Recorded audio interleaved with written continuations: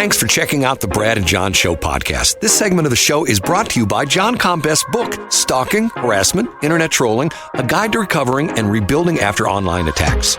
It's a great reference if you've ever been the unfortunate target of a social media attack.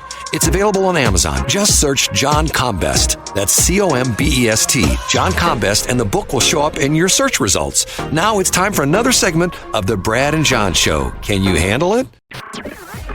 I'm Egbert, the owner of this station. Check out my website at egbert.com. That's E-G-G-B-U-R-T, egbert.com. Now it's back to Brad and John. Check out their website at bjshow.co. The BJ Show? Come on, guys. Anyway, here's B and J. John, you know, there's two ways the show can go today. Only two? Are you sure there's only two, Only Brad? two. And I'll tell you the reason why. Tell me. This is either going to be the best radio show ever. Marconi and Tesla are going to come out of their graves and go, oh my God, that was such a tribute to the things we invented. And the truth being that radio was really invented by Tesla, but that's a whole nother story. Or it's going to be, let's say the crash test dummies are going to reform and they're going to just crash cars and play terrible music all day long, and it's going to be the worst day ever. Because you know why that is? It's great. It's going to be great radio, Brad. Do you know why that is? Why is that? Today's bonus day. Oh, you're absolutely right. And now hold on. It's also the last day of Black History Month, Brad. And it's an extended Black History Month, only once every 4 years. That's exactly right. And I just should point out to you that I am wearing my favorite Black History Month T-shirt. I'll be sporting this to the gym today. Go ahead. It is to me, the day as a little kid, once I found out about leap year, I always wanted, and still to this day, you can't go back and change these kind of things. I wanted to be born on February 29th. You know what I'm saying? I know, and I had someone very special to me when I was in high school. Her brother was born on leap year, and I thought it was the coolest thing. And Brad, much like you, I had so much envy about it. I'm the same way. I had a friend of mine in school who was born on leap, February 29th of a leap year, and thinking to myself, that would be so cool to say. And the crazy thing is, you can, and this guy, it was a guy that I knew. He had sort of interpreted both ways. He claimed he had 2 birthdays, 3 years out of 4. In other words, he had the 28th. Oh, that's a great. See, that's the glass half full way to look at it. Exactly. I would say, if I was 16, I would have been like, "Hey, I've only had 4 birthdays." Right. Well, that way you technically only be 4. You'd be 16. And in today's society, Brad, you could say you were trans age, and then at 20 you could go probably play t-ball and just knock the hell out of the ball. Yes, right. Sign up for that. No, it's one of those things where it's just this strange anomaly of our calendar because of the fact that we have to make up a year, a day every 4 years or something like that. Yeah, for 4 years. And I always thought it was so cool. It is pretty great. I mean, it does throw everything off, and it's, So today is going to be an interesting day because we're going to start off, as we always do, with John's top 3.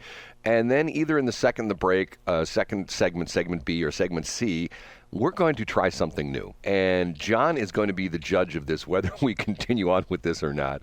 And he can be the one who will say, you know what, Brad, that was the stupidest thing you ever did. Or you're going to say, John or Brad, that was the best thing you've ever done. That's a lot of responsibility. Can I spoil now that, let me guess. You got Brian Nieves now that he's no longer on Real Talk 93.3. Well, Brian is going to be leading the second and third segment every show. No, but interesting. Let me grab my clipboard. I have a clipboard here. Let me put his name down because he is a topic we should talk about today, not for the reason that you want to talk about, but an interesting reason. And that I have to tell you, I'll tell you what. Let's go ahead and do the top 3, and then I will tell you about how this is going to be. Today's going to be an indicator for me in so many different ways. Love it. I have crazy things that are happening to me today. Matter of fact, one of them I'll tell you right up front. Normally, as soon as I get off the air, I chop up the show, and I usually have it up by 8:30. And then John goes in and corrects all my errors and puts it back up.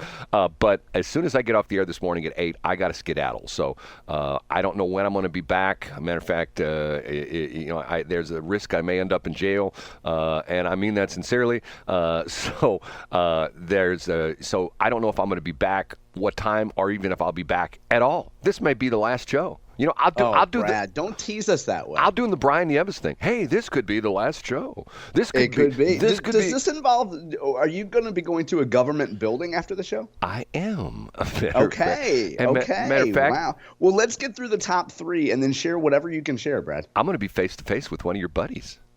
Nice. Yes. Okay, so let me give you the intro. John Combest. He's this guy who I have admiration for because to him, there are no holidays. Every day is a day for him to put together the johncombest.com list, and that's C-O-M-B-E-S-T, johncombest.com. He combs the internet, and not only does he comb the internet, he's got lots of people he talks to. He texts people, he talks to people on the phone, he calls people, they talk about wrestling, they talk about politics, and then what he does, he distills all that vast amount of stuff. He's like this great big funnel, and he funnels it down into the johncombest.com site where you can find out the probably typically 20 to 35 different things going on in the state of Missouri. But we start off the morning, every morning, by giving the top 3. And we have a celebrity voice that does the introduction for John, don't we? Here he is right now. Their stories coming up. And here he is. I'm Casey Kasem. And we start the countdown with... In third place... the sleeper race of 2024 elections. Everybody's talking about the governor race, right? Everybody's talking about Josh Hawley. Everybody's talking about that Senate race. Everybody's talking about the governor's race. The sleeper race, and the race that will be coming to your television, your radio, your internet, is the Attorney General primary, pitting incumbent Andrew Bailey versus Will Scharf. I mean, there's been some trash talking going on between those two lately, too, hasn't there been? There is, and that's the point. So last week, Andrew Bailey was on Mark Cox's show, 97.1 FM in the morning, and called Will Scharf a coward. Made some pretty strong statements about his primary opponent. One of the interesting lines is that the Bailey campaign has labeled Will Scharf Wall Street Willie. Now, I like Will, and I think objectively I can still say that any nickname that involves Willie is going to be funny, Brad. Right. Now, didn't he also make an accusation that he's never seen the inside of a courtroom? Wasn't that one of the accusations? Yeah, he also said that. So here's the thing. I mean, that you have that's really interesting here. You're going to have for the next several months, and there could be different stories that come out. They might take some different tacks, so to speak, in attacking each other. But in general, you're going to have Will Scharf say that Attorney General Bailey is not doing enough, that he's dropping the ball on some important cases. And Will, I think, has the chops to point out legally where Bailey makes a misstep or where he perceived doesn't do enough. And the Bailey campaign is going to talk about the fact that Will Scharf went to Harvard, that he's from New York, he's not a real Missourian, that he just, came here and he's a transplant or a carpetbagger or whatever. And the point, Brad, is that this race is going to be super expensive. And both candidates are going to have a ton of money to spend. And you're going to see national groups involved in this race. You've already seen national groups start to pony up or at least signal that they will be ponying up in this race. And I think it's going to get pretty nasty. Are those the only two dudes as far as the Republicans are concerned? Yeah, it's Bailey versus Scharf. That's it. And is there a Democratic candidate? Yeah, there's a guy named Elad Gross who has run before. He's been kind of think of him as like a sunshine law kind of guy. He's one of those, hey, we're into accountability, whatever. I mean, it's a non-factor when it comes to the general. No, but it's a good, it's a good way for Elad to get a lot of publicity. He was at one point running against Sarah Unsicker in the Democratic primary. I mean, of course, filing hadn't started then, but they were both candidates, and then Sarah Unsicker pivoted to the governor's race. I would also flag, too, that I have a link today up to Mark Cox's show where former state senator John Lamping talked about the attorney general race. He also talked about the governor's race. John says that Jay Ashcroft is done. He said that Jay Ashcroft has dug his own grave, that this is, Kehoe is essentially going to walk to victory. Maybe not walk to victory, but the Kehoe will definitely win. Anyway, so the point of all this, Brad, is that the governor's race today, as we're on the precipice of March, people think the governor's race is going to get all the headlines. This AG race will have a ton of advertising and will get very nasty. Now, who did you say what was the deal on the governor? Who did you say said that Kehoe Mark was it? Lamping. Oh, Mark Lamping. Okay. I said exactly what you said a couple months ago. Not Mark Lamping from the Cardinals. John Lamping, Yes. former state senator who now lives in Augusta. As he's a neighbor of Bob Onder. Bob Onder, Yeah. yeah, which leads us well into the story number 2, Brad. Oh, hold it. We just can't do that. We got to have Casey. Hold on. Up a notch to number 2. There we go. Filing day was on Tuesday. Yes. Not many big surprises, but one of the races that folks have been looking at closely, including us, is the 3rd Congressional District Republican primary. Last week on Friday, we had Taylor Burks. On Monday, we had Mary Elizabeth Coleman. Tuesday, we had Bob Onder. Yesterday, the satellite was down. And on Tuesday, Kurt Schaefer, former state senator from Columbia, filed to run in that primary. So now we have 2 candidates as of now from mid-Missouri, which are Taylor Burks and former state senator Kurt Schaefer, and then Mary Elizabeth Coleman and Bob Onder. And then there's another gentleman whose name escapes me at the moment. Forgive me for forgiving that gentleman's name, who has also filed in that race. Okay, now, Mr. Schaefer, what do you handicap him at? Oh, he entirely credible candidate.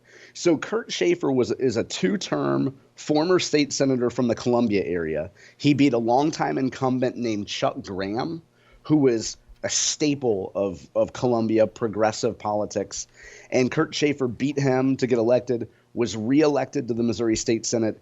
Kurt Schaefer lost to Josh Hawley in the Republican primary for Attorney General back in 2016, and he lost by roughly, I think he lost by roughly 30 points, 29, somewhere in that ballpark there. So he's not a vanity candidate, whatever you call him. What is that your term? A vanity candidate? Vanity candidate. So, yeah. By no means. No, Kurt Schaefer is a real legitimate candidate. He's an attorney, and I think, excuse me, Brad. He spends most of his time now doing. I believe he focuses on environmental law and like regulatory policy in that realm. I could be mistaken, but I think that's his forte. A really credible candidate, and he will be able to raise money. So the bottom line is we now have 4 very viable candidates on the Republican side for CD3. You're absolutely right. And, Lamping, I think Lamping might have touched on this on Mark Cox's show too, but the conventional wisdom here is that once you get into having like 4 or maybe 5 candidates, then candidates 6, 7, and 8 come really quickly. And that's how Lamping put it. Because once you start carving up a district, if you're in the middle part of Middle Missouri or in the middle part of the 3rd district now, you're like, well, we already have 5 candidates and all I need to get is 25% of the vote and I win this thing. Right. I'm in. Yeah, and so in other words, the odds are if you have 2 guys going at it, they're both going to, they're just trying to get the bigger piece of the pie. What, 50 and a feather? Isn't that what we come up with? Yeah, 50 and a feather. 50 and a feather, which is the legal term. Feather meaning one iota or whatever over the limit. But one hanging chad, Brad. Interesting. I never thought about that. So in other words, if you get up to like 10 different candidates, it's sort of like like anybody could win at that point in time. Yeah, and so in the 3rd, so to be more practical here as we look at the 3rd, if we have 4 established candidates now, Brad, if another state rep or say another state senator would to hop in, then that begets 6, 7, and 8. Then if you're on the margin and you're a state rep, you say, hell, why not? All I need to do is win my district and a little more, and I can go to Congress. Well, I got a little bit of news for you. What's that? I know who number 5 is. Oh. Brian Nieves. Oh, wouldn't that be fantastic? Yeah, Brian Nieves is going to run for CD3. The Patriot Enclave. Maybe that's why, and he will bring the Enclave with him. That's why he quit his radio job, because he didn't want to get in trouble with the equal time. Brad, you're a 50 and a feather away from getting another cease and desist. And now, Casey, what are we up to? The number 1. Thank you, Casey. We'll pour a little bit of energy drink, coffee, Brad's soda, whatever you have handy, Mountain Dew, out for Mitch McConnell, who is stepping down as Republicans' leader in the Senate. Josh Hawley has thoughts on this. And a couple days ago, Josh Hawley was condemning leadership in both Democratic and Republican parties for failing to get a deal done on the budget, for continuing to push a continuing resolution. Josh Hawley's point was that these guys have had months to work this out, and now we're getting to the deadline. Interestingly, Brad, the litmus test for Josh Hawley as he says what he's looking for in a leader. He says he will absolutely not vote for any Republican who does not support nuclear compensation, what he calls nuclear compensation for folks who were affected by uranium, Coldwater Creek, all these contamination issues. And that is a big North County and St. Charles County issue. And absolutely. Weldon Spring, right. Everybody who's from the Floor Center, Spanish Lake area, absolutely. Right. And you know, to this day, I was a North County kid in that era. And I, unfortunately, have a good friend not too long ago who passed away, very mysterious cancer death, who lived literally their house, Coldwater Creek, was in their backyard. And, yeah, I believe it. And some crazy, you know, the whole thing started with this high school reunion. Remember the story? I do remember the story. Yeah, and it was folks at McClure, wasn't it? Yes, it was a McClure High School reunion where I can't remember what year it was. It was like a 40th or something like that. The target was the students were in school in the, I think, like it was the mid 60s or the mid 70s, somewhere in that 10-year range. That's where the students were in the Coldwater Creek area. And at the reunion, it was amazing how many people had passed away and how many people at the reunion had cancer. So one of the attendees started doing a little bit of research and started finding this unbelievable number of her classmates who had cancer, and came up with some really, I mean, not anecdotal, but I mean, to the point where, okay, Susie lived here and she died 10 years ago. Jim lived here, and they were all essentially, you know, within a mile or so of Coldwater Creek. It was, so they did kind of their own epidemiological study and found out that, and then had more eyeballs looking at it. Just in the last minute we have here, Brad, I would just point out too, on the Hawley thing, I have a few stories up from Hawley. One of them is that I thought this line was great. He said that Biden going to the border is a, quote, middle finger to middle America. Well, you know, let me say this about Josh. I'm glad that Josh is in a position where he'll never try to use his job as a U.S. senator as a stepping stone. He'll never run for president. Now, Brad, are you making that statement atop a ladder? He'll never run for president. No, I've got that on my list of stuff to talk about the border. Here we go again. To me, this is like the entire election in a nutshell. Okay, you have dueling president and presidents-to-be, or former presidents, whatever you want to call them. You have Trump and Biden going to the border. Now, where does Biden go? He goes to Brownsville, where I think they had 12 people cross the border yesterday, right? And where does Trump go? He goes to Eagle Pass, which has been sort of the hotbed. The flashpoint. Right, the flashpoint where literally they're having a face-off between the state of Texas and the Border Patrol. Essentially, it's the state against the feds, where the state has taken over a park where the immigrants, now they're called immigrants, they're not illegal immigrants, but no, they're just immigrants. They're freedom seekers. Bro. Right, where the freedom seekers have all gathered. So, and it's like, you know, I mean, here we go again. Like, you can see the news cameras queue up where here's Joe Biden. He said, what border problem? What border problem? I don't see an immigrant within 20 miles. And here's Trump. There's probably going to be people, like, you know, crawling over each other. Sneaking in over, yeah. Right. I mean, just toweling themselves off. Maybe not toweling themselves off. Hey, Brad, I'd also point out one more thing, is that Josh Hawley has come out in favor of punishing China's EVs. Have you seen this? Well, you know, it's interesting because I was listening to some talk shows yesterday, and they were talking about the problem that Biden has with Michigan because of the fact that he's a dual prong problem. He's got the Islamic things because of the fact that he has come out essentially for Israel against the Hamas and against the Palestinians. And also, he's sent this message, which he thinks is a pro-union message, but now some of the union people are going like, okay, now hold on a minute now. How much money is the federal government sending to China for these EV batteries? And how many jobs are we going to lose when these EV plants go online and they don't need as many people to work the assembly lines? So I don't know. It's going to be really interesting. Okay, but Brad, here in the last minute, I would also just point out a piece of good news.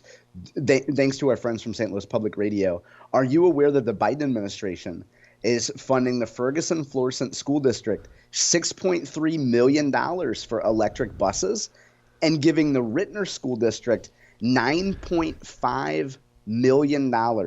And their entire fleet in Rittner, Brad, is going to be electric school buses coming up. And the superintendent of Ferguson Florissant, you know what he said? Bah humbug? I don't know. First of all, he said thank you for the cash. And he said that communities disproportionately affected by diesel emissions. So you know why Ferg Floor needs that money, Brad? Because diesel exhaust is racist. That corn plant that becomes, biodiesel, it's part of systemic racism. And we need to fight diesel exhaust racism, Brad. The best way is millions for electric buses. You're kidding about the diesel thing, but there's a lot of truth to that. And I will tell you, next break, I will tell you how that impacts some of the guys that I watch on YouTube, which is sort of an interesting story. Okay, we're going to take a break.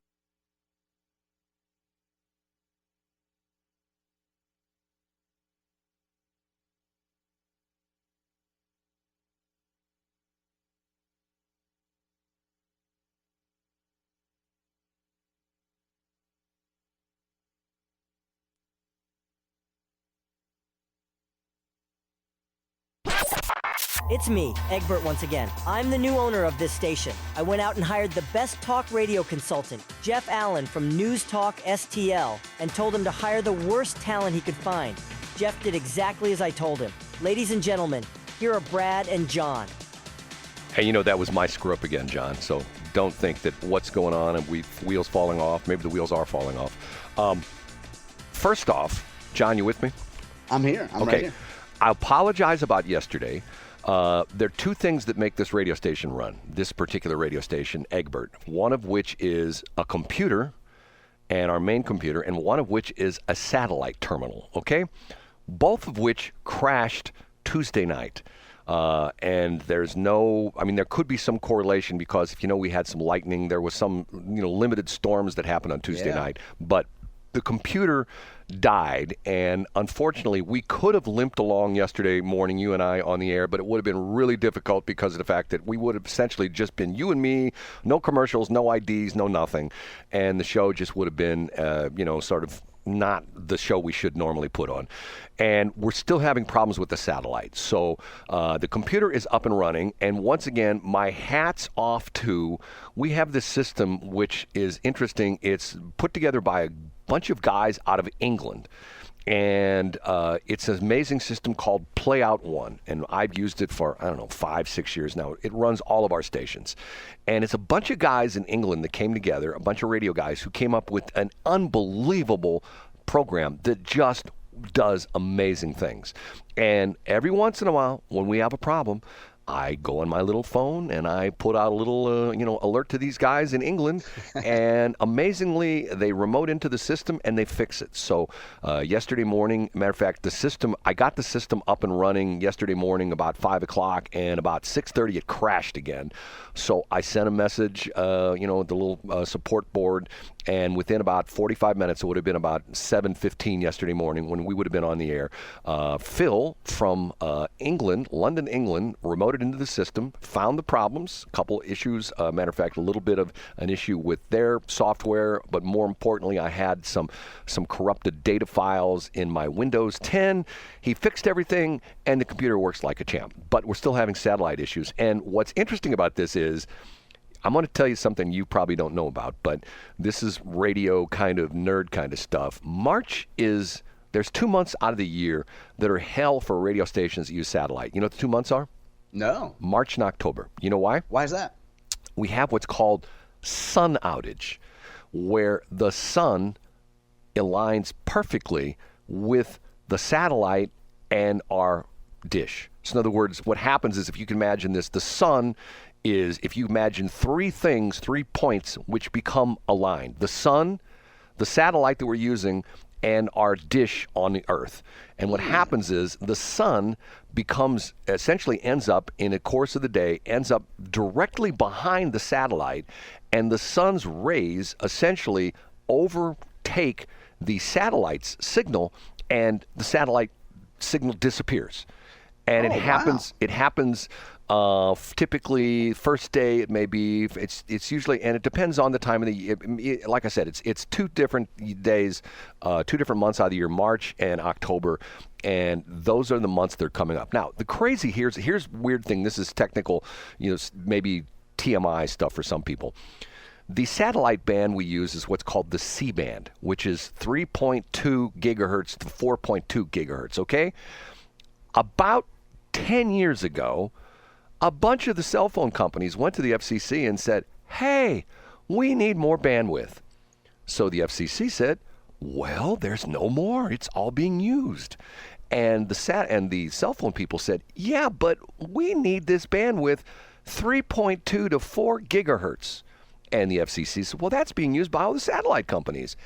Yeah, but maybe you can put some pressure on them and we can get that bandwidth. Guess what? The FCC took away part of our bandwidth, the FCC's allocated spectrum, 3.2 to 4.2 gigahertz. I know this is sort of nerd stuff, but they gave it to the cell phone companies, okay? And they had a phase-in period, and the phase-in period ended December of 2023, just essentially two and a half months ago. So we had to do what they call a repack, where all the satellite frequencies had to be moved, and the ones we moved had to be put into a new part of that band, whereas before we used to have 3.2 to 4.2 gigahertz. We now only have 4 to 4.2 gigahertz, okay? We have to have special filters that all go on our satellite dish, okay? I had one filter that I put on when we put the satellite dish back up in October, which worked fairly well until December, when the cell phone company started using the entire bandwidth. I bought a brand new filter last month, and it failed. Brand new, $500 satellite filter. It's like if you know anything about microwave, it looks like a waveguide. I know people go, what's a waveguide? But it's sort of nerd stuff. Brand new, out of the box, failed.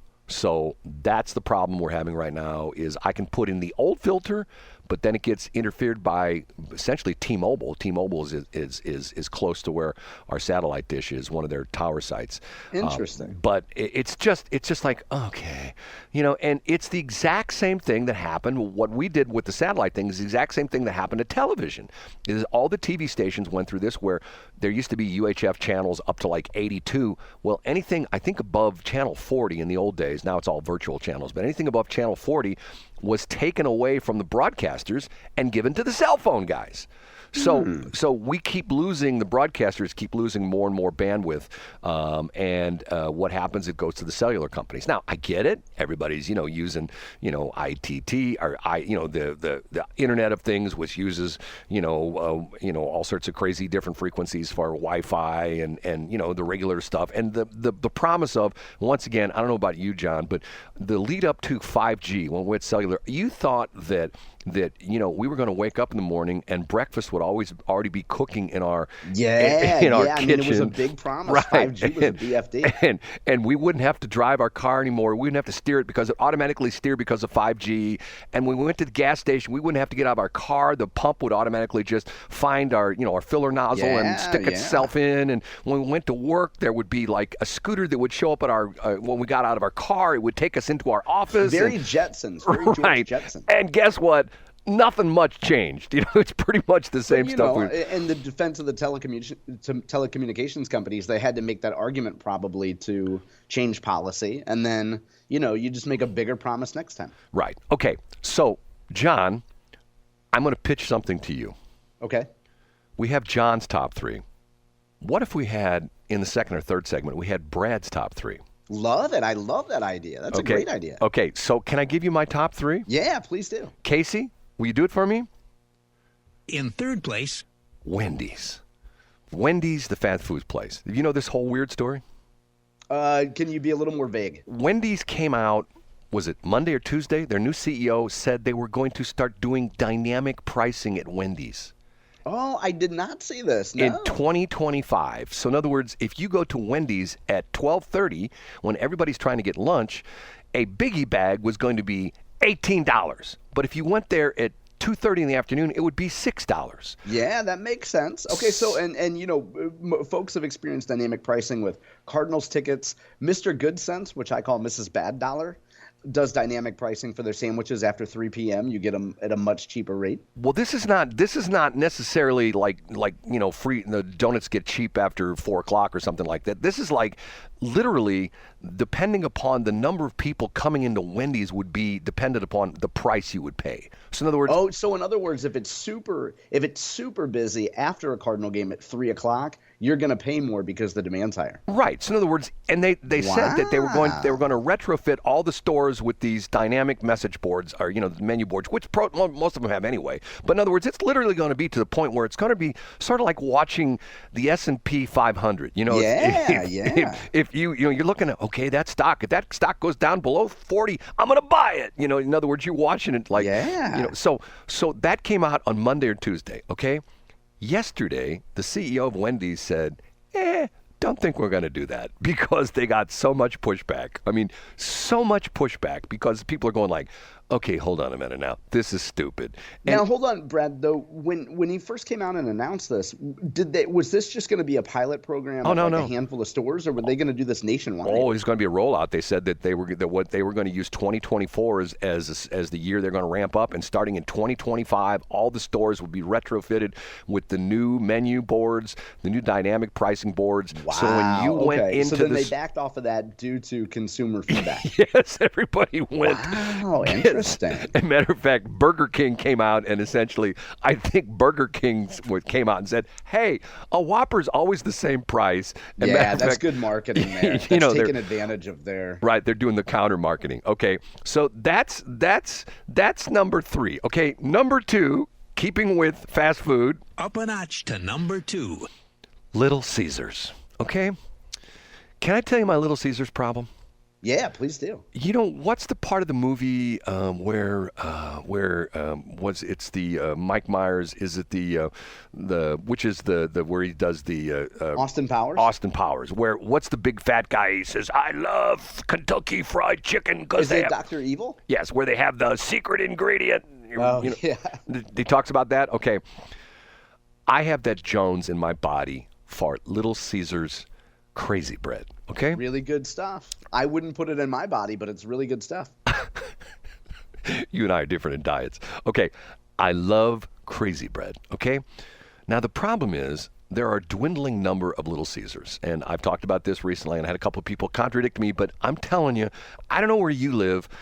When my son was at home, recovering from an operation, I used to go get him lunch every single day. And he would either tell me one of 3 places, either tell me McDonald's, he would tell me Panda Express, or he'd tell me Little Caesars. And there was Little Caesars up the street from where my son lived, right there off of Highway N, little Central School Road and Mid Rivers Mall, the same plaza that Schnucks is in. That one's gone. Okay. There was one I passed by almost every single day on Page. That one's gone. Okay, there aren't that many Little Caesars. Okay, near my office, I have a Little Caesars that, quite honestly, sucks. And just the service and the food? Well, here's a perfect example. Okay, perfect example is I get the Little Caesars Crazy Bread Jones last night about 7:30. So about a month ago, I put the Little Caesars app on my phone. Okay. And hold on a minute. I order my Little Caesars Crazy Bread, and I had my credit card in the phone, and I do the reorder button, and it just goes boom, boom, boom, boom, boom, reorder. Okay, says it's going to be done between 8 and 8:15. So I get in my car, drive there, get there about 8:02. I walk in the door, and the guy says to me, "We're not taking any more orders." And I said, well, I've already placed an order. Now, keep in mind, I'm getting the messages, back from my app saying, hey, of course. your Crazy Bread's in the oven. And so the oven, Brad 2.0 is now cooking your food. It's getting ready to be, wrapped up. And when you go to the store, because I don't know if you've been, Little Caesars has this thing where they have like this kiosk thing. It's the like little lockers, right? Yeah, it's like an oven kind of deal. Yeah. And they give you a code, and when you get to the store, when it's ready, the code shows up on your phone, and you put in the code, and the door opens with your food, and you grab it, and away you go. Okay. So as I walk in the door, the guy says, we're not taking any more orders. And I say, well, I've got a online order. He goes, no, you don't. They've been canceled. Say what? I said, what? Not according to the app. Right, and I showed him. I said, well, it says right here, my order's in the oven. So he literally, I swear to God, this happened. He literally picks up the big display off his counter, like the big computer display, 17-inch, computer display, and turns it around and shows me, no, it's been canceled.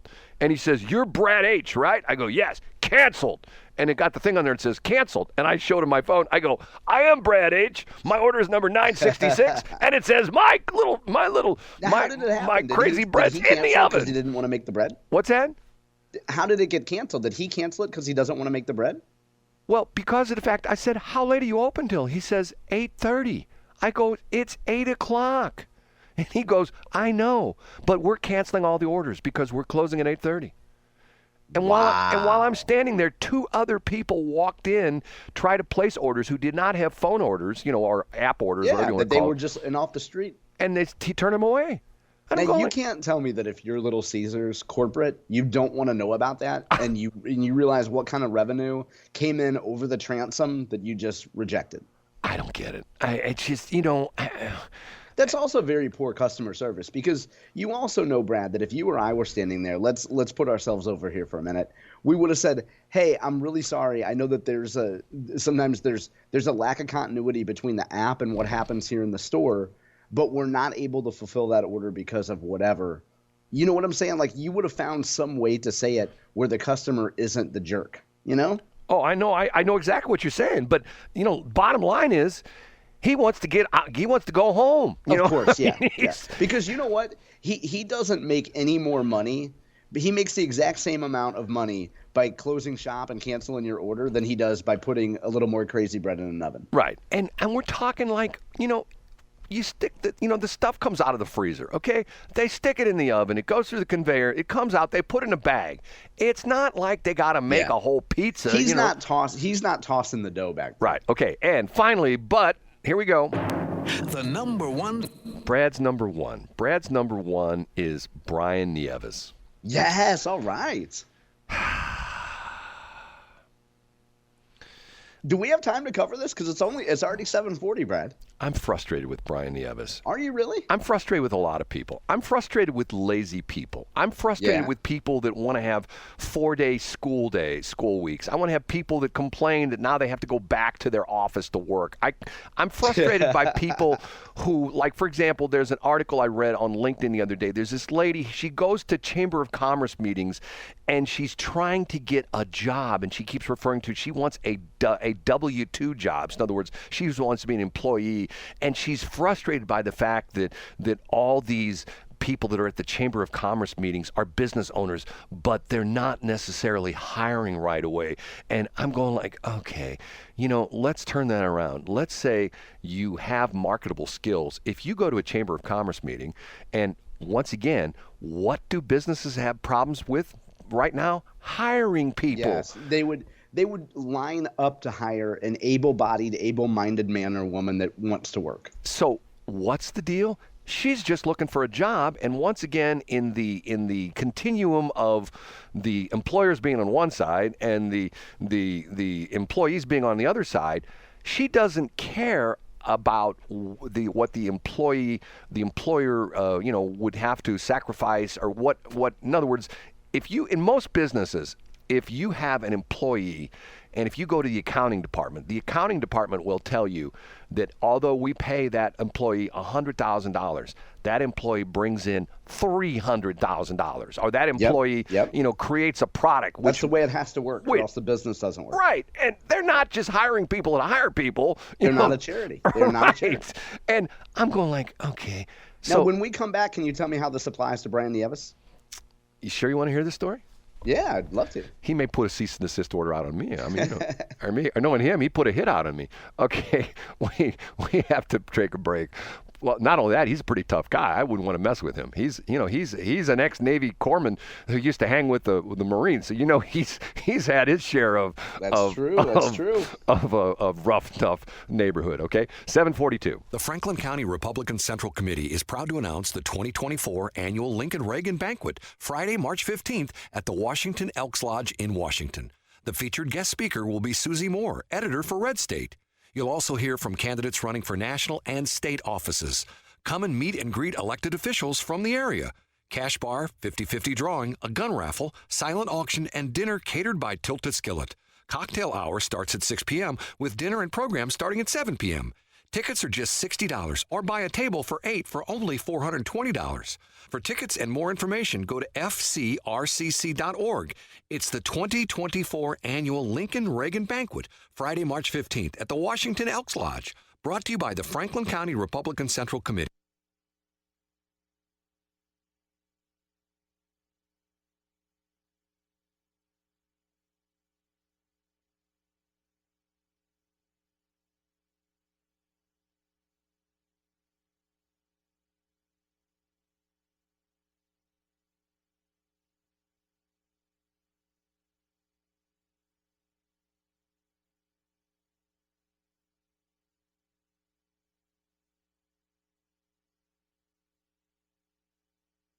Find out more, go to echocat.com. That's ECHOCATT.com. Echocat.com. See you on March 22nd. At West Community Credit Union, protecting your money is our highest priority. That's why we include free fraud detection and prevention tools with every checking account. Our free checking offers real-time account monitoring and debit card controls, plus monitors credit changes with free access to your credit score and report, all in online and mobile banking. West Community makes it easy to protect your accounts. Open a free checking account online or visit your local West Community branch today. We are a West Community Credit Union, and we are banking on you. Federally insured by NCUA. Credit sense and membership eligibility required. Hi, it's me, Egbert, E-G-G-B-U-R-T, the owner of this radio station. I invite everyone to listen, no matter if you're young, old, black, white, Republican, Democrat, Libertarian, heck, I even want real estate agents listening to my station. Yes, even Rick and Tracy. You're all welcome. Now, it's back to my Goodwill ambassadors, Brad and John. Oh, you know what? The owner of this station. John. Brad. Hold on a minute. Hold on a minute. I did it again. God bless.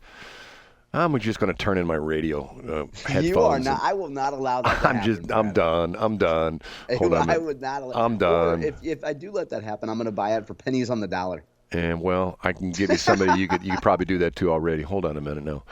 Hold on a minute. Let me do this. I got to go. No, I can't go backwards. You know, I'm just having one of those days. Hey, we all have them, Brad.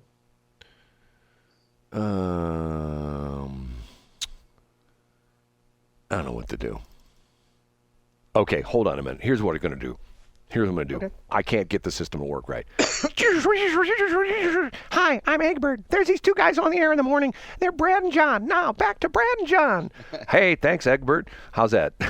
That's fantastic. That sounds just like him.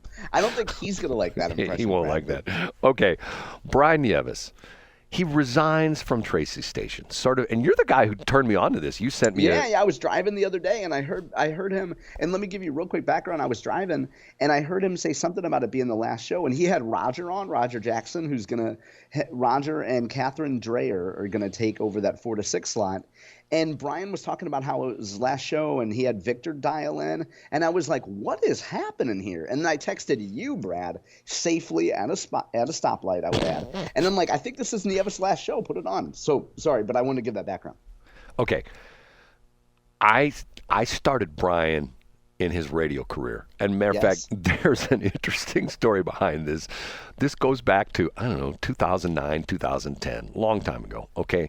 Brian was a state rep, and he was one of the darlings on 97.1, just like, is it John Lamping? Which one Lamping? John Lamping. Right. Okay, John Lamping is one of the darlings of 97.1. You know, he's always on the air there, right? Yep. They have him on the air. Mark Cox gets him on in the morning, and Mark Reardon gets him on in the afternoon. And they're sort of like the other darlings of 97.1. There's Jane Duker, and there's people like that. They're always on the air. And it's deserved. It's earned. Right. And it was earned for Brian, too. He's very good. Brian was on the air all the time back in the day with Jamie Allman. This was before Mark Cox. So Brian had been a advertiser on KSOQ for a number of years. He ran for state rep. I think he started in the year 2000, and literally either 2000 or 02. You're right. Yes, he'd show up at the radio station. Always a very nice guy. Had an advertising agency that did commercials for him. He'd show up at the radio station with his checkbook, and he'd sit down in studio with us, and he'd write us a check, and we'd put him on the air. And he was always very good to deal with. And I had a cell phone number and the whole bit. So every 2 years, election time, Brian shows up at the radio station, writes us a check. So I started hearing him all the time on 97.1. So one day I call him up and I said, Brian, I hear you on 97.1 all the time. And why don't you come on my radio station? Well, I didn't know you had anything like that. I go, yeah, you're an advertiser in the station. And his response was, well, I don't listen to your station. Okay, fine.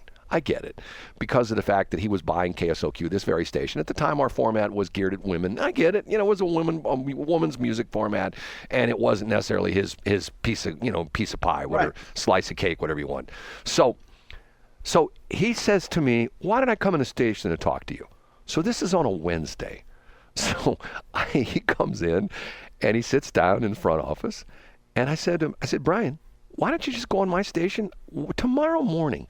Why don't you come in between 7 and 9, and I'll just put you on the air, and we'll just try it out, see what happens. And he's like, well, hold on. I mean, I don't have to get a license or anything like that. I don't take a class. I go, no. And he says, well, I don't know how to run the equipment.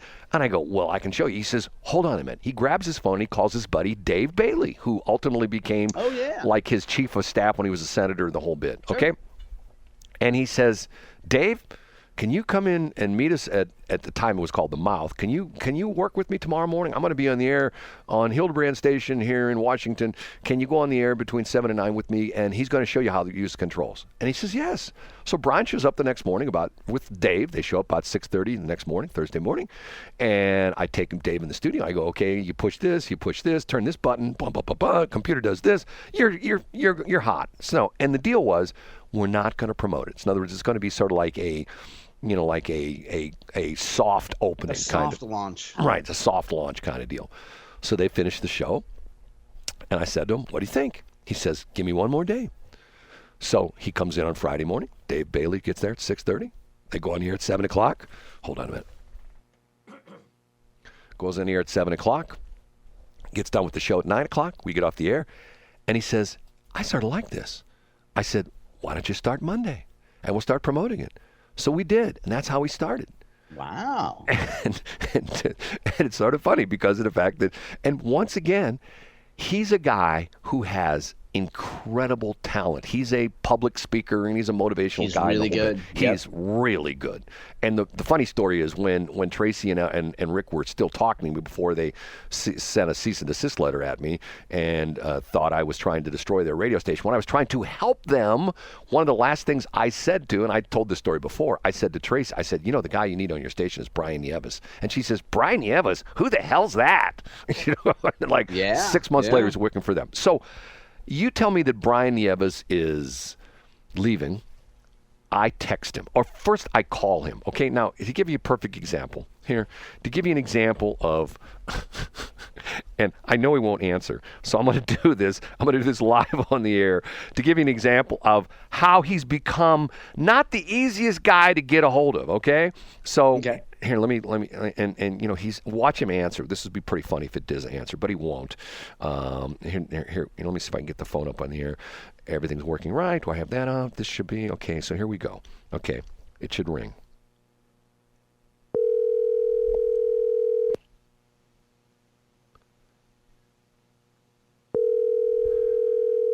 I'll be surprised if he answers. He hasn't thrown me to voicemail yet. Interesting. Yeah, interesting. Here we go. Hey, thank you for calling. This is Brian, and while I do appreciate your call, I'm just going to be very frank. I hardly ever check my voicemails, so I'll probably check this, but really, it would probably be best to leave me a text message at this same number. But anyway, either way, I appreciate your call and look forward to connecting with you. So, you know what that tells me about somebody? What's that? They don't really want to talk to you. Yeah. And so, by the way, Brad, to be clear, for many years, maybe for a decade, my voicemail greeting was almost verbatim that. And I said, leave a message if you have to, but the best way to get a hold of me is to email me or text me. Well, but see, once again, well, maybe it's just me. And I have a similar message that I say the quickest way to get a hold of me Yeah, is to, that's right. That's right. You do say that. Is that's to right. text me. But, in my defense, I wouldn't say that my message was rude. I would just say the best way. Yeah, I'd say the best way to get a hold of me is that. Now, get back to, so you called Brian. So pick up the story again. So you called him, and you got his voicemail. I got his voicemail, and he says, to be frank, so I sent him a little goofy, I sent him a very, goofy little text message. Hey, is this Brian or Very Frank? Call your old buddy Brad at 314-280-8880. Thank you. And his response is, I'm buried in grandkids today. We'll talk very soon.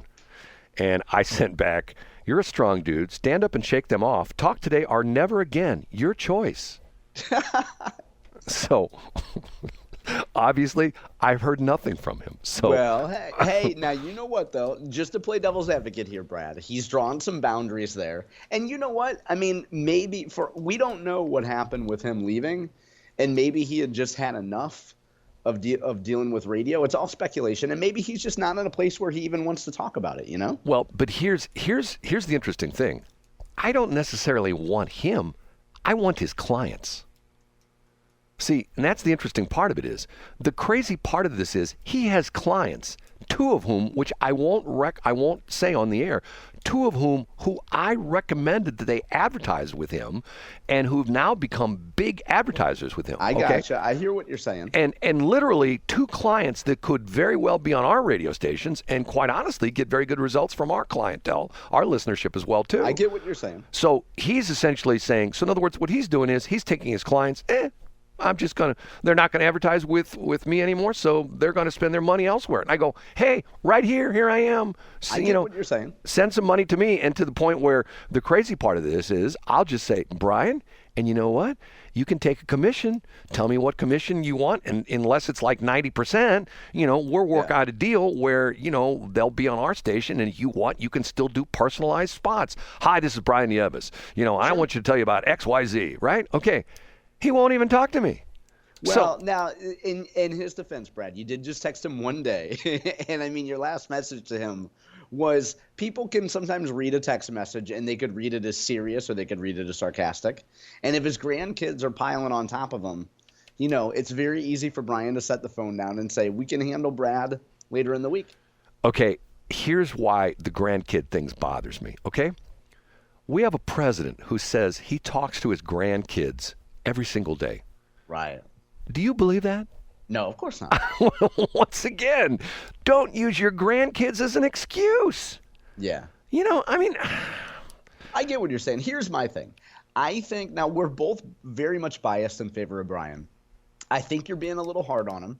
And I think that most likely, if I had to handicap it, after his last day in radio, for at least the time being, he probably just wanted to get away from it for a little while and not talk about it. And he knows that if he gets you on the phone, Brad, if you guys talk, you're going to ask very good questions as a friend of his, and he's going to have to rehash it, and he's going to talk about it. Maybe he's just not in a spot where he really wants to talk about it right now. Well, see, what I'm upset about is that he has already got another job. He's going to another radio station. I don't know if you know this or not. Oh, I haven't heard this now. Yeah, he's going to WIMP. Oh, wow. Yeah. Wow. And now does Tracy on that station? No. You know what WIMP is? No, I don't. Say the word. Oh, I know. I get the punchline, but who would we attribute that station to? They're on the air an hour a day, Monday, Tuesday, and Thursday, and the rest of the week they're not on the air. Yeah, because it's too much. That would be too much work, right? Now, Brad, did I hear this correct? So, by the way, and we should also say, or maybe we shouldn't say, but I'll say it anyway.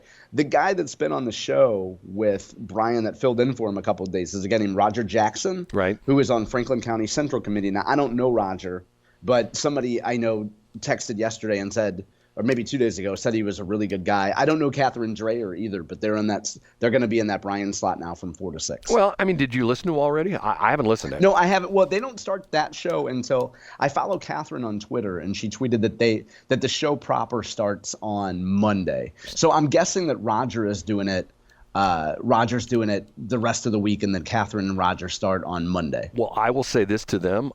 Welcome to the radio business. Hopefully you'll enjoy it. There's, as opposed to when I had a Chamber of Commerce meeting Tuesday, when I had somebody at my table say to me, does anybody still listen to radio? It's just like, oh, good grief. And hey, you got the talking points, Brad. Yeah. And we would remind Catherine and Roger that any heat that Brad has with anybody is with Tracy. It's not with anybody else on that station. You and I have spent more time putting Brian Nieves over and talking about how great he is. We talk about him. The only person we praise more than Nieves is probably Reardon or maybe Mark Cox. Okay, but Nieves is great, man. See, here's the crazy thing, okay? You and I have talked about this before.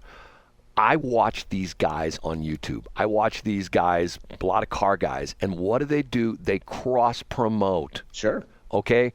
In our industry, I mean, I would have to be arrested and thrown in jail for my name to come up on most radio stations here in the St. Louis. At least the stations that are owned by like my competitors, like Rick and Tracy Ellis and Steve Casper and things like that.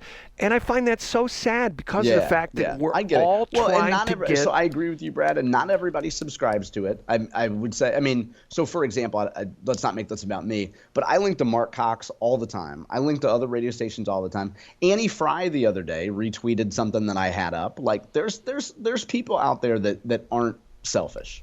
I get it, and those are the enlightened people. The rest of them are the cretins. Now, did you say, Brad, you're going to jail today? Is that as we wrap up with the last minute? Did you say you're gonna be headed to jail today? Right across the street. street. Or do you want to talk to me about it off the air? Right across the street. And do I need to bail you out? And what time do I need to meet you? You very well may. You very well may, because you want to talk about this off the air? No. Okay. Let's talk about it on the air. Let me just mention that we got a few more minutes here. Matter of fact, to the point where the satellite doesn't work, so I don't have to hit a thing at the top of the hour. I can go a little over this morning anyway. I'm coming unglued this week. I really am. Okay. What can we do to talk through it? Put out hit on a couple of different people. Maybe Guido. And a verbal hit. Brad does not mean physical violence. No, I do mean physical violence. Guido from the Mafia. If you're listening right now, I got a couple jobs for you. Yeah, there's some folks on the Hill that listen to our show. There's some Italians I know. I'm just to the point where I'm just sort of. I see maybe the thing with Brian sort of rubbed me the wrong way. I'm tired of playing games with people, okay? Yeah. I'm tired of people who put themselves out as these, and like, for example, I have one particular person who I had an appointment with, and they canceled it with me. Now, once again, this is a person that I have done a tremendous amount for. I mean, I have gone above and beyond the Call of Duty. And they told you this is the same person that told you radio is dead. No, different person. Oh, okay, sorry. Different person. And to the point where what's frustrating about this is that they talk about what's the term everybody uses now, the 30,000-foot view. The big picture. The big picture.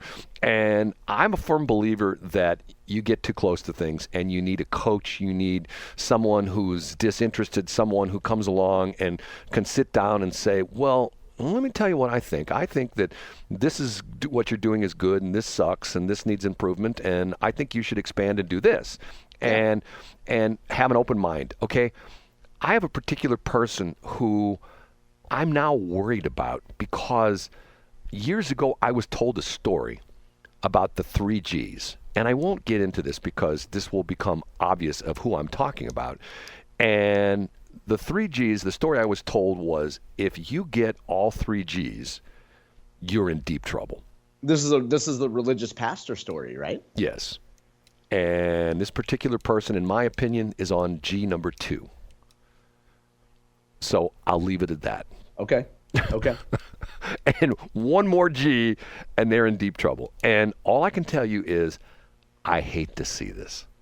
This is sad. Because this is a good person that you're seeing going down a bad path. Uh-huh. Is that what you're saying? Well, could be.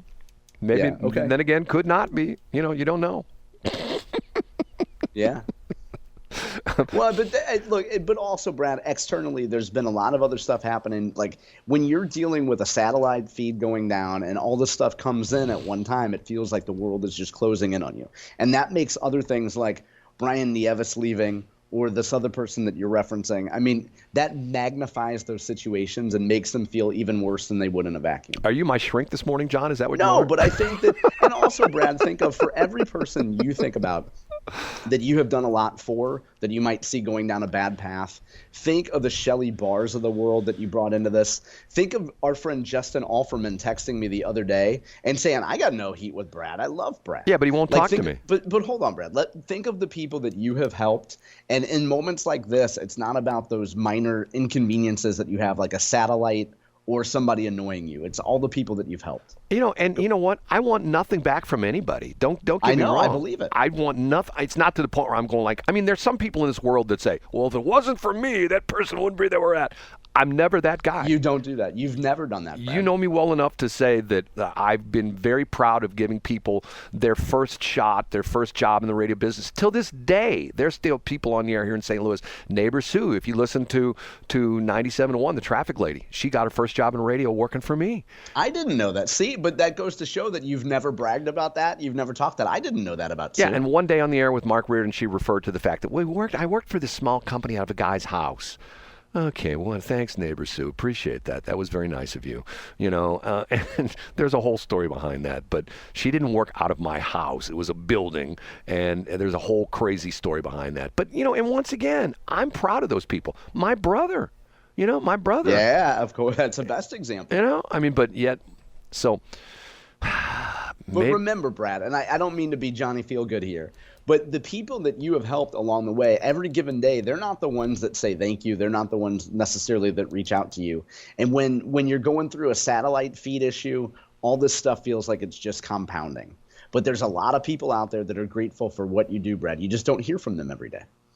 That's Dr. John. It's true. This is one of those rare, serious moments where it's true. Dr. John. Brad, how many times, and listen, let me put myself over for a minute. How many years have people been trying to get me to do their radio show? And I told them, look, I don't even do a radio show. And I did one with Austin Peterson, and then I did Stephanie Bells. You know, it's you, Brad, you're the only reason that I'm even doing a radio show. Because I've told everybody else no. I told them I had no interest in doing it. So you're the guy that put me on. Why are you doing it here then? Because number one, because I like you and I trust you. Number two, because I have the freedom to talk about whatever I want to talk about. And number three, I don't want to sit at some corporate office where we have to pretend that we got to read this and that and that we're at some structure. Like you are a disruptor. You let people be who they are. That's why I'm doing your show, Brad. And you know what? I've taken the slings and arrows for all those things. You know, to the point where you absolutely have. And to the point where what's frustrating to me, I don't want to go on anymore. I get myself in trouble. I had a meltdown of a Tuesday to the point where Wednesday sucked, and it's just one of those things. Okay, I'll call you later and tell you what's going on with the situation with believe it or not, somebody that you warned me about. So yeah, I have my inkling here. Right. And yeah, give me a call afterwards. All I can say is you are 100% right. Yeah. Okay. Yeah, you judged this person exactly right. And once again, a game player. You know, save me. See, here's the problem with me. If I'm at a family event or something like that, and they said, hey, let's bring out the board game, time for Brad to leave. I do not like games any kind. I just don't. Yeah. You know, I don't like, board games and Monopoly. No, thanks. I'll go out. But it's the only way that some people know how to operate, Brad, and they take pride on, okay, let's learn the rules of the game and let's try to bend them and let's try to screw that guy over. Why? Because it proves in their mind how smart they are. I guess. Okay, we're out of here. I got to look at something here. We got to do, here. I'm once again. I am still having some technical issues. Bear with me one more. But say something for a minute while I fix something here, real quick, would you? Okay. Yeah. Sure. Talk for a minute. Well, here's where we are today. The producer cost index came out, and the Fed is looking at this number to decide what happens with inflation. Will interest rates go up? Will interest rates go down? The number came out at 7:30 Central. John doesn't know because John and Brad have been chatting. We have no idea what this number is going to be. So let's get as soon as we get off the air, we're going to find out, and it's going to affect the stock market for the whole rest of the week. Okay, we're out of here. Believe it or not, we're actually right back in a minute. We'll be here for the next. We'll see you guys on Friday. No, we'll be here for the next 4 hours. Then we'll have, because the one satellite feed I got back, which actually two, you will hear Eric Erickson from noon to 3 and Mark Van Camp and Robinson from 3 to 6. But you will not hear Armstrong and Getty this morning. It'll be 4 more hours of Brad and John. Believe it or not. Love it. Yes. Okay. It's 8:07. Hi, this is Sherry Wall, a local home loan expert with the Bank of Washington. Working with a local lender when purchasing your home or refinancing is incredibly important because you deserve a personalized experience and not to be just another number on a balance sheet. We know the market and our area better than anyone else, and we're here to answer your questions way beyond just a loan closing. Give us a call or download our app, BOW Mortgage, today. Bank of Washington, member FDIC, equal housing lender, NMLS 591834.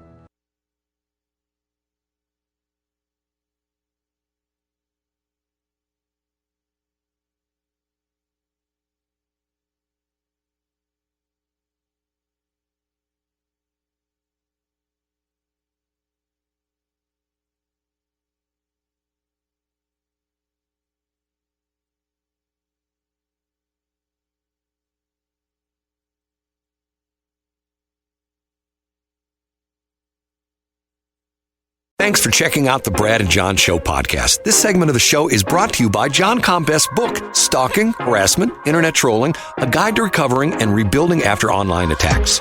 It's a great reference if you've ever been the unfortunate target of a social media attack. It's available on Amazon. Just search John Combest. That's Combest, John Combest, and the book will show up in your search results. Now it's time for another segment of the Brad and John Show. Can you handle it?